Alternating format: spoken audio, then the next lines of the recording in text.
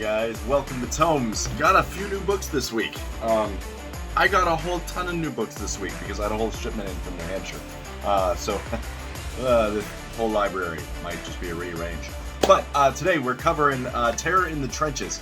Talked about it yesterday. If you saw the video that I posted yesterday or 2 days ago, I don't know when this one's going to go up. This is the new one. I've been waiting on this one. I referenced it a while ago when I was talking independent comics.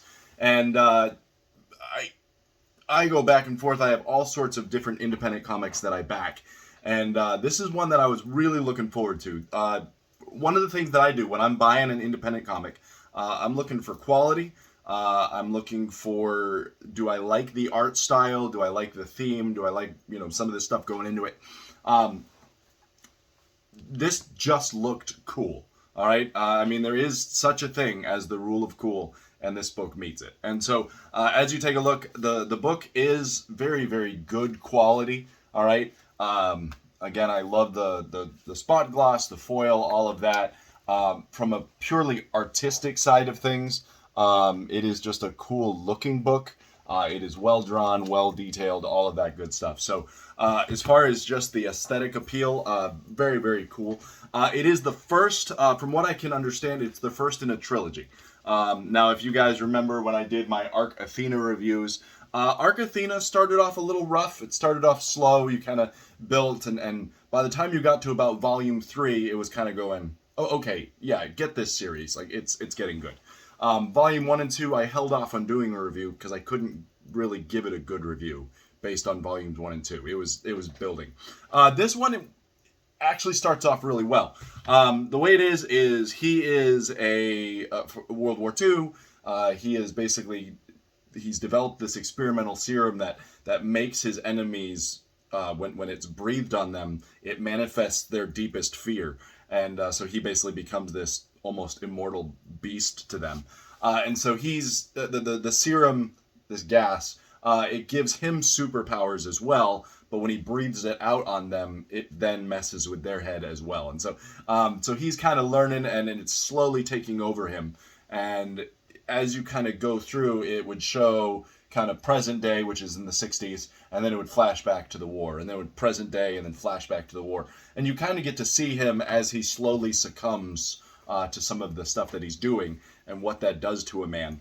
And it's kind of interesting. I don't want to spoil it too badly, but he seemingly inadvertently creates his own enemy in some of the stuff that he does. And so some of the characters in the story that are left alive when he basically turns his back on being this, it comes back to haunt him. So kind of an interesting little take there. Now, the character designs are awesome. They're distinct. They're unique. Again, there are some of those tropes where you're like, okay, I can kind of see what you're pulling from. And he does the whole spiel as you see. But they're really good, really good. You've got the main character, obviously, who's kind of your standard immortal super soldier, kind of a merging, if you will, of like Punisher aesthetics with kind of Captain American strength and heroism.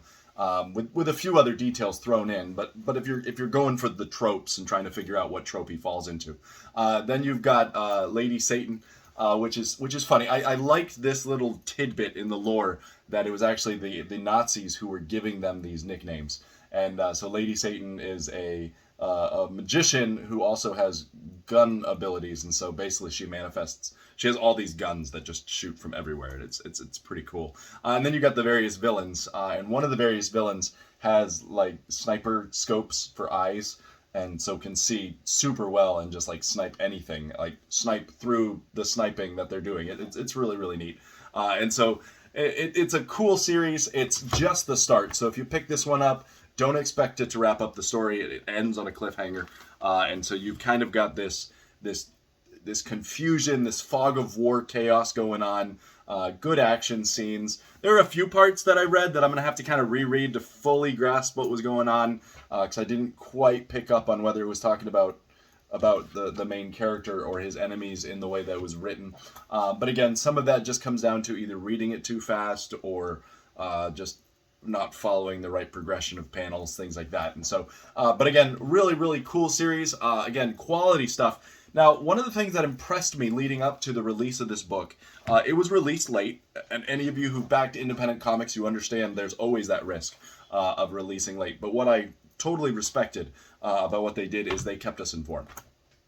And that was super appreciated. I understand that these things are insane with the number of details that you have to get right. And I know they sent stuff to the printer, it didn't come back right, and so basically you're having to reformat and go back. I understand the iteration process. I run escape rooms, and so I'm on the ground constantly tweaking things on a daily basis. So I can only imagine what putting out, all these volumes is like. And so that's what I really, really appreciated about this campaign. It was a group that said, you know what, we're gonna delay this, we're gonna make it right. But unlike some other campaigns I've backed, they kept us in touch. And so, well done, guys, and I'm looking forward to Volume 2. Again, it's a cool series. Pick it up. I believe that you can pick it up on their website as well. And so, well done. I'm looking forward to getting Monster MD. That's the other series.